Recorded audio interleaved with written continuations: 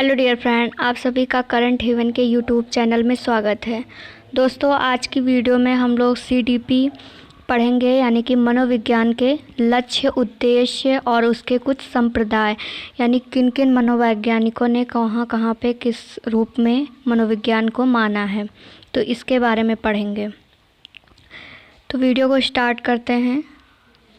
सबसे पहले देखते हैं मनोविज्ञान के लक्ष्य एवं उद्देश्य कि मनोविज्ञान के लक्ष्य क्या हैं, उद्देश्य क्या है, यानी कि इसको हम क्यों पढ़ते हैं और इसके उद्देश्य क्या है। जैसे कि कोई चीज़ करते हैं तो कहते हैं उस चीज़ के पीछे हमारा लक्ष्य क्या है, मोटिव क्या है हमारा, कि हमें क्या करना। तो उसी प्रकार से मनोविज्ञान के लक्ष्य क्या है, उद्देश्य क्या है, तो वो चीज़ें पढ़ते हैं। तो सबसे पहले इसमें जो इसका लक्ष्य और उद्देश्य दोनों एक ही होते हैं, वर्णन एवं मापन, यानी कि बालक का वर्णन करेंगे डिटेल में कि वो कब कौन से अवस्था से किस तरीके से गुजरता है और किस अवस्था में उसका क्या परिवर्तन होता है, ठीक है। और उसका मापन करते हैं, यानी मेजरमेंट करते हैं। तो पहली चीज़ तो ये, इस वजह से हम मनोविज्ञान को पढ़ते हैं, ठीक है। फिर दूसरा है कि पूर्ण अनुमान और नियंत्रण, यानी कि पूर्ण अनुमान, यानी कि क्लियर रूप से अनुमान लगाते हैं। पूर्णता ये नहीं कि थोड़ा सा अनुमान लगा लिया, जो एग्जैक्ट चीज़ें मनोविज्ञान के अंतर्गत एक बालक पे मेजरमेंट हो चुका है, जो लिखा हुआ है, उन्हीं चीज़ों पे फॉलो करते हुए हम लोग अनुमान लगाते हैं, वो जो बिल्कुल राइट निकलता है, ठीक है। और नियंत्रण, यानी बालक पे किस तरह से नियंत्रण करना है, ये चीज़ें भी हम लोग मनोविज्ञान में पढ़ते हैं और यही मनोविज्ञान का लक्ष्य है। थर्ड क्या है? थर्ड है राष्ट्रीयकरण एवं व्याख्यान, यानी कि मनोविज्ञान पढ़ने से राष्ट्रीयकरण, राष्ट्र के प्रति बच्चों में कब कौन कैसी किस रूप में भावना उत्पन्न करी जाती है। देखो दोस्तों, बच्चे को पढ़ाना है तो मनोविज्ञान प्रत्येक शिक्षक के लिए जब वो प्रशिक्षण के दौरान जाता है तो उसे मनोविज्ञान पढ़ना ही पड़ता है। क्यों?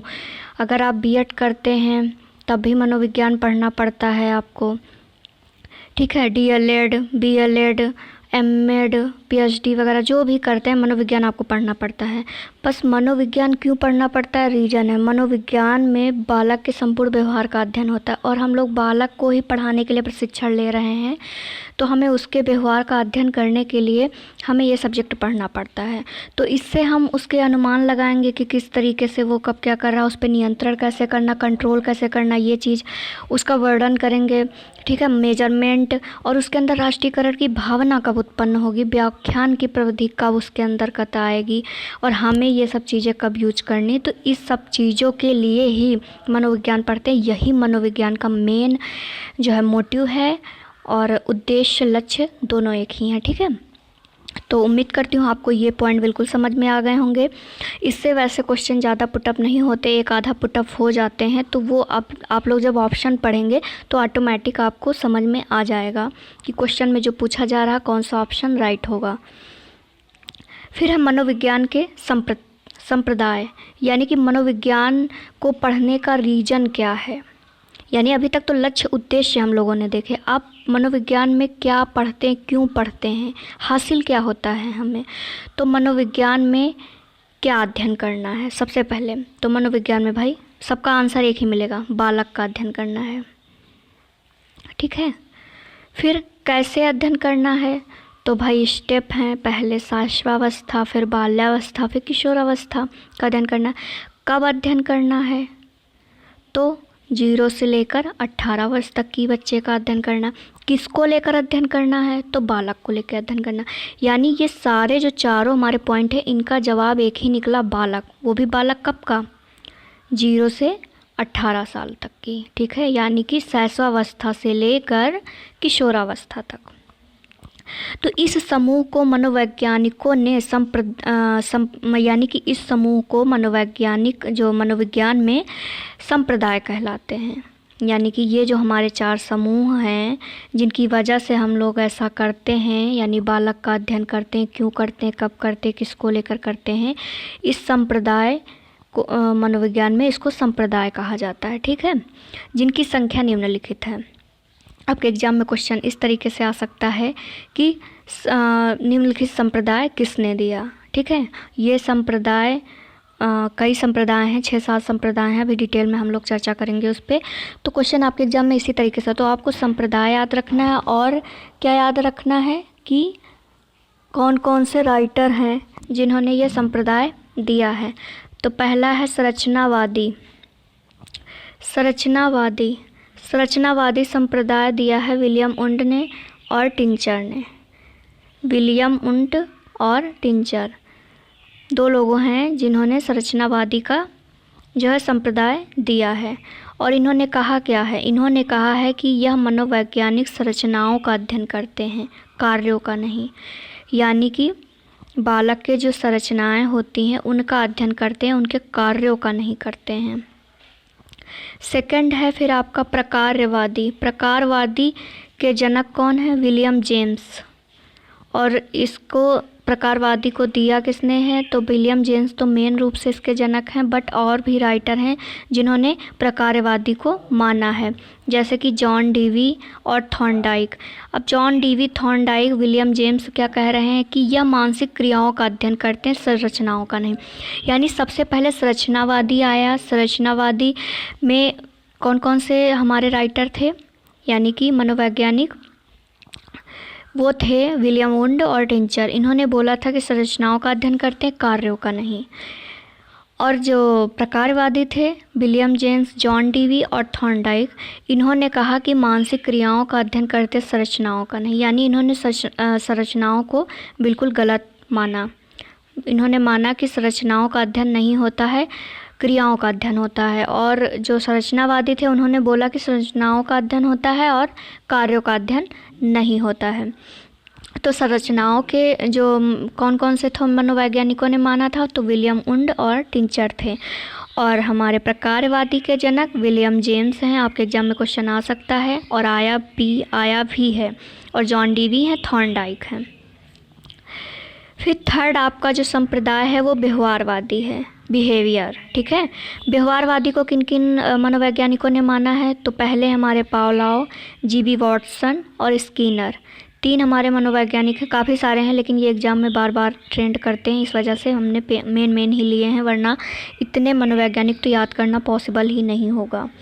तो पावलोव और जीबी वॉटसन, स्किनर, ये 3 महोदय हैं जिन्होंने व्यवहारवादी को माना है, यानी कि व्यवहारवादी संप्रदाय को माना है। इन्होंने क्या कहा है? इन्होंने कहा है कि अभ्यास और अनुभव से कोई भी ज्ञान और व्यवहार विकसित नहीं हो सकता, IQ को बढ़ाया जा सकता है। यानी इनका मानना है कि अभ्यास यानी प्रैक्टिस और अनुभव से कोई भी ज्ञान और व्यवहार विकसित नहीं होता, ना यानी कि अभ्यास और अनुभव से कोई ज्ञान नहीं विकसित होता है कि हमने कोई कार्य को बार बार किया, मतलब असफल होते हुए बार बार किया, तो इससे हमारा व्यवहार बदल जाएगा या हमारा ज्ञान बदल जाएगा, इससे हमारा IQ यानी कि मानसिक लेवल जो हमारा है वो बढ़ता है। तो इन्होंने ऐसा माना। तो किन्होंने माना? तो ये हैं हमारे व्यवहारवादी संप्रदाय, जिसको माना किसने? Pavlov, GB Watson, Skinner. आपके एग्जाम में क्वेश्चन आ सकता है कि व्यवहारवादी के संप्रदाय को किसने माना?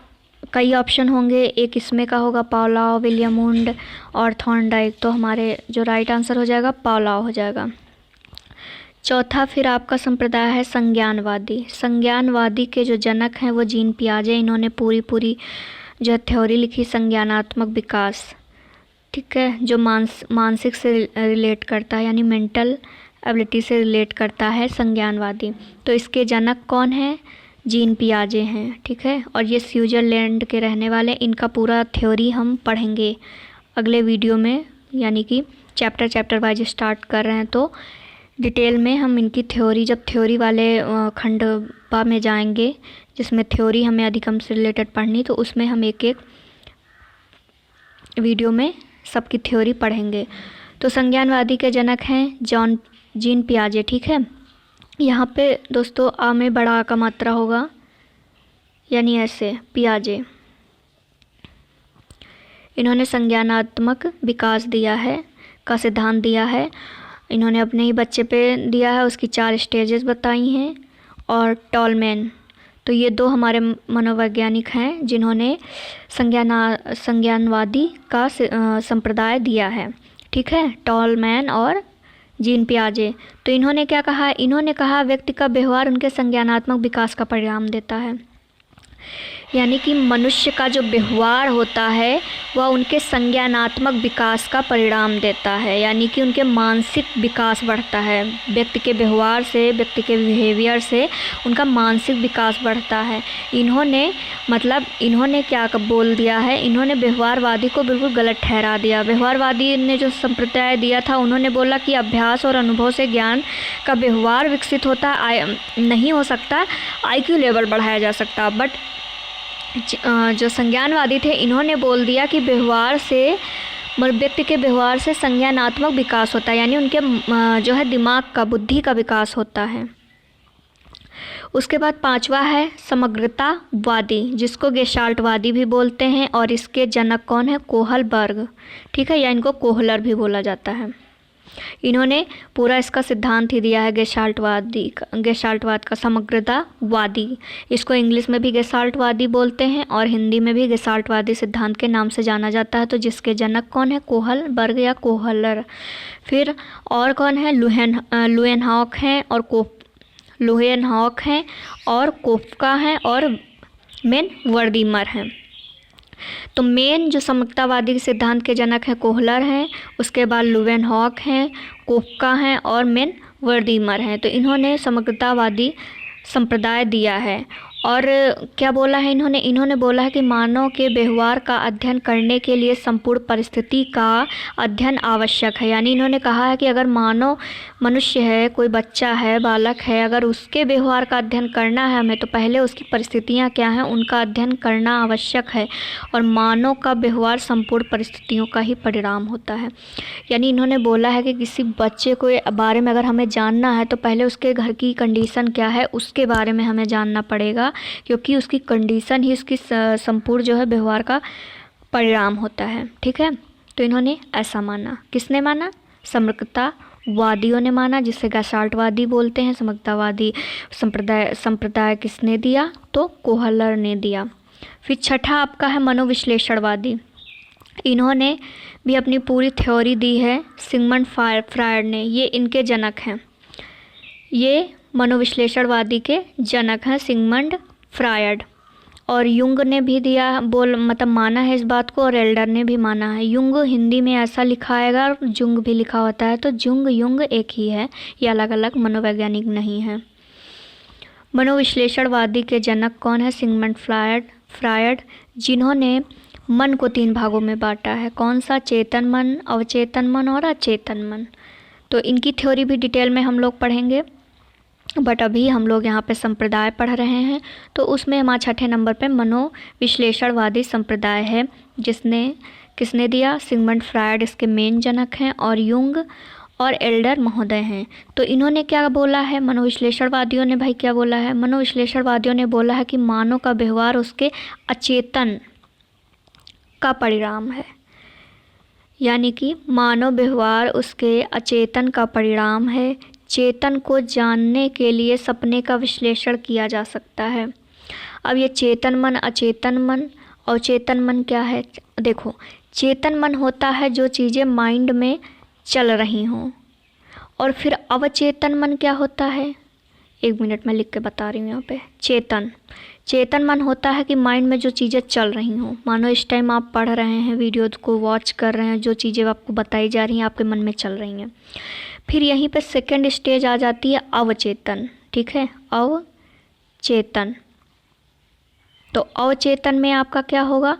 अवचेतन में अगर ये वीडियो आप वॉच कर रहे हैं, आप देख रहे हैं, अगर आपको इसके बाद चीज़ें थोड़ी सी मानो चेतन मन में याद हो गई कि हाँ ऐसा ऐसा मैम बोली थी, फिर अवचेतन में आप उसको रिपीट नहीं करेंगे, उसको रिवाइज नहीं करेंगे, तो यानी कि रिपीट और रिवाइज ना करने पर आप उन चीज़ों को भूल जाते हैं। फिर थर्ड स्टेज आ जाती है अचेतन, जिसकी इन्होंने बात बोली है। अचेतन में होता है जो चीज़ें हमें दुख पहुंचाती हैं या कुछ भी हम उन्हें बोलना चाहते हैं तो बिल्कुल मतलब भूल जाते हैं, बिल्कुल उसको स्टोर रूम बोल देते हैं। जैसे कि अचेतन मन को स्टोर रूम भी बोला जाता है। तो अचेतन मन ये होता है कि जैसे कि हमारे साथ कुछ बुरी दुर्घटना हो गई होती है तो हम उसे याद नहीं करना चाहते, हमें याद है, हम याद नहीं करना चाहते, तो वो हमें बिल्कुल याद ही नहीं होती। तो इन्होंने यही बताया है, मनोविश्लेषणवादियों ने ये बताया है कि मानव का व्यवहार उसके अचेतन का परिणाम होता है, यानी स्टोर रूम का परिणाम होता है। चेतन को जानने के लिए सपने का विश्लेषण करना पड़ता है, यानी जो चीज़ें वो देख रहा है, सीख रहा है, उसको जानने के लिए उस सपने का विश्लेषण करना पड़ता है। फिर 7वां है संप्रदाय मानवतावादी, और ये लास्ट स्टेज है, ठीक है। इसको किसने माना? तो इब्राहिम मैस्लो इसके मेन जनक हैं। आलपोर्ट और कार्ल रोजर, ये मानवतावादी का सिद्धांत इन्होंने पूरा दिया है, ठीक है। इनकी पूरी थ्योरी है, हम लोग डिटेल में पढ़ेंगे, आपके सिलेबस में है नहीं बट पढ़ लेंगे। आपके सिलेबस में थॉर्नडाइक, पावलोव, कोहलबर्ग, स्किनर, ये सब थ्योरी हैं, तो डिटेल में हम लोग बहुत ही अच्छे से पढ़ेंगे। तो मानवतावादी का संप्रदाय किसने दिया? इब्राहिम मैस्लो। डायरेक्टली तो मेन जनक को ही लेके पूछेगा, और अगर बाय द वे इधर उधर से पूछता है तो ज़्यादा से ज़्यादा यही 2 ऑप्शन और देगा, क्योंकि अभी तक यही 2 ट्रेंड हुए हैं, बाकी नहीं पूछे गए हैं। तो ये मानवतावादी क्या बोलते हैं? ये बोलते हैं मानव सजीव प्राणी है, ना कि मशीन। अब सजीव निर्जीव क्या होता है आपको पता ही होगा, जो चीज़ें चलती हैं यानी कि चलती हैं, सांस लेती हैं, कार्य करती हैं, वो सजीव प्राणी होती हैं। तो कहा है कि मनुष्य सजीव प्राणी है, ना कि मशीन, यानी कि सजीव प्राणी है, उसकी जो इच्छा होगा मन वो करेगा, जैसे मन होगा करेगा, उसका दिल है, दिमाग है, सब कुछ है। मशीन के पास ना दिल है ना दिमाग है, उसको जैसे हम लोग काम कार्य करवाएंगे वैसे करेगा, ठीक है।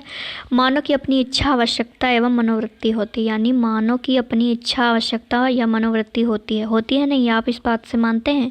जी बिल्कुल होती है। मानव की अपनी इच्छा नहीं होगी तो वो कोई कार्य नहीं करेगी, आवश्यकता नहीं होगा तो भी कोई कार्य नहीं करेगा, मनोवृत्ति नहीं होगी तब भी कोई कार्य नहीं करेगा। तो आपके ये 7 संप्रदाय हैं जिसे आपको याद करना बहुत ही ज़रूरी है। और सिर्फ आपको क्या क्या याद करना मैं एक बार फिर से रिपीट कर दे रही हूँ आपको। पहला आपका संप्रदाय था संरचनावादी। संरचनावादी के जनक कौन है? विलियम वुंड, ठीक है। इन्होंने बोला है कि जो मनोवैज्ञानिक हैं संरचनाओं का अध्ययन करते हैं, कार्यों का नहीं। फिर सेकंड आपके हैं प्रकारवादी, जिनके जनक कौन है? William James.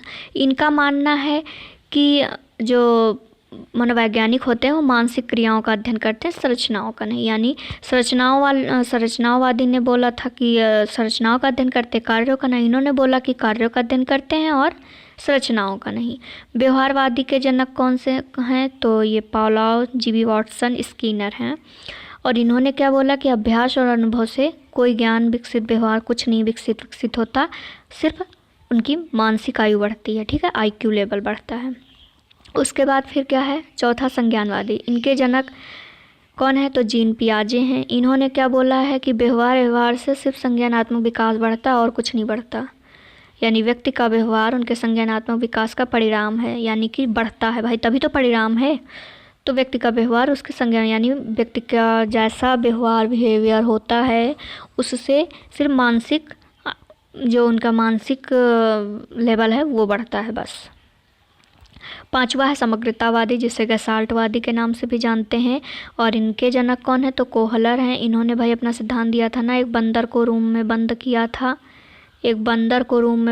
था, और एक केला लटकाया था, तो उसको ये भूखा था, पा नहीं रहा था। इनकी थ्योरी में डिटेल में पढ़ेंगे, बस अभी आप लोग सिर्फ संप्रदाय और जनक जानिए बस, ठीक है। उसके बाद हैं, इन्होंने बोला क्या अपनी उसमें संप्रदाय में कि मानव व्यवहार का अध्ययन करने के लिए संपूर्ण, यानी कि अगर किसी बालक का हमको अध्ययन करना तो पहले उसकी परिस्थिति जानना पड़ेगा कि उसकी कंडीशन क्या है, क्योंकि मानव का व्यवहार संपूर्ण परिस्थितियों का ही परिणाम होता है। फिर छठा आपका है संप्रदाय की मनोविश्लेषणवादी, जिनके जनक हैं सिगमंड फ्रायड। इन्होंने क्या बोला है कि मानव का व्यवहार अचेतन का परिणाम है, चेतन को जानने के लिए सपने का विश्लेषण किया जा सकता है। फिर 7वां और लास्ट स्टेज क्या थी संप्रदाय में कि मानवतावादी, जिनके जनक कौन है? इब्राहिम मैस्लो। इन्होंने कहा कि मनुष्य एक सजीव प्राणी है, ना कि मशीन। मनुष्य की अपनी इच्छा, आवश्यकता और मनोवृत्ति होती है। तो इतना सिर्फ इम्पॉर्टेंट था, आपको संप्रदाय याद करने हैं, उनके जनक याद करने हैं, बस बाकी आपको कुछ नहीं याद करना है, कुछ नहीं देखना है। तो इससे रिलेटेड क्वेश्चन हम लोग नेक्स्ट वीडियो में करेंगे, और नेक्स्ट वीडियो में हम लोग विकास की अवस्थाएं पढ़ेंगे। विकास की अवस्थाएं, या उससे पहले हम लोग विकास और अभिवृद्धि चैप्टर अपना कंप्लीट कर लेंगे और ढेर सारे क्वेश्चन कर लेंगे। उसके बाद फिर विकास की अवस्थाएं पढ़ेंगे। दोस्तों, आप लोगों ने अगर आपको वीडियो अच्छा लगा है तो वीडियो को लाइक, चैनल को सब्सक्राइब और कमेंट ज़रूर करिए, और अपने दोस्तों तक वीडियो को ज़्यादा से ज़्यादा शेयर करिए, ज़्यादा से ज़्यादा लोगों को जोड़िए। Thank you class.